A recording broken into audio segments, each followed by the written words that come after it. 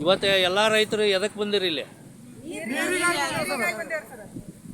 ಎಲ್ಲ ರೈತ ಮುಖಂಡರೇ, ಇವತ್ತಿನ ದಿನ ಮಲಪ್ರಭಾ ಬಲದಂಡೆ ಕಾಲುವೆಯನ್ನು ಬಂದ್ ಮಾಡ್ತೇವೆ ಅಂತೇಳಿ ಅಧಿಕೃತವಾಗಿ ಏನು ಸೂಪರಿಂಟೆಂಡೆಂಟ್ ಇಂಜಿನಿಯರ್ ಅವರು ಆದೇಶವನ್ನು ಹೊರಡಿಸಿದ್ರು.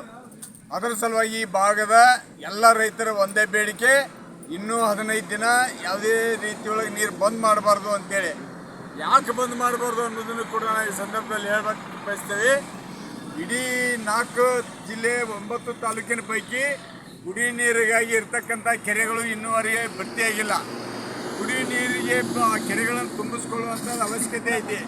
ಕಾರಣ ಇವತ್ತು ದಿಢೀರ್ ಅಂತೇಳಿ ಒಮ್ಮಿಂದೊಬ್ಬಳೆ ನೀರು ಬಂದ್ ಮಾಡಿರುವಂಥದ್ದು ಸರಿಯಾದ ಕ್ರಮ ಅಲ್ಲ. ಬಂದ್ ಮಾಡುವ ಆದೇಶ ಸರಿಯಾದ ಕ್ರಮ ಅಲ್ಲ.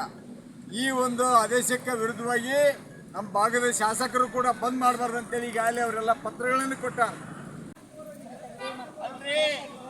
ನಮ್ಮ ಎಮ್ಮೆಲೆಗಳು, ನಮ್ಮ ಸರ್ಕಾರ, ನಾವು ಓಟ್ ಹಾಕಿದಂಥ ಸರ್ಕಾರ ಇವತ್ತು ರೈತರ ಮಾತಿಗೆ ಬೆಲೆ ಕೊಡುವುದಿಲ್ಲ ಅಂದ್ರೆ ಯಾವ ಸರ್ಕಾರ? ಇಂಥ ಸರ್ಕಾರವನ್ನು ಕಿತ್ತೊಗಿಬೇಕಂತ ಹೇಳಿ ವೇದಿಕೆ ಮುಖಾಂತರ ಹೇಳ್ತಾ ಇದ್ದೇನೆ.